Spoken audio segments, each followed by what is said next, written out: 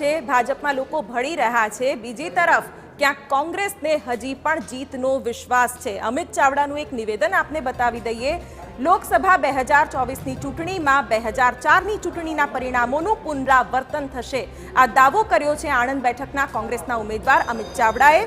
અમિત ચાવડાએ દાવો કર્યો છે કે દેશમાં અંડરકરન્ટ છે અને સત્તાધારી પક્ષ વિરુદ્ધ લોકોમાં ખચકાટ છે, જેનો સીધો લાભ કોંગ્રેસને મળશે અને ગુજરાતની 26માંથી કોંગ્રેસ 12 બેઠકો પર જીત મેળવશે।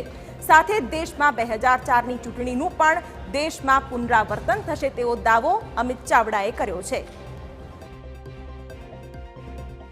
જનતા જનાર્દનના હાથમાં છે, પણ હું એટલું ચોક્કસ વિશ્વાસ સાથે કહું છું કે જે રીતનો માહોલ ગુજરાતમાં છે, જે રીતનો માહોલ દેશમાં છે, જે અંડરકરન્ટ સરકાર વિરોધની એન્ટી ઇન્કમ્બન્સી છે, એનાથી એટલું સ્પષ્ટ છે કે 2004નું જે વાજપેયીજીની સરકાર વખત ગુજરાત અને દેશમાં પરિણામ આવ્યું હતું, એ જ પરિણામનું પુનરાવર્તન 2024માં થવાનું છે।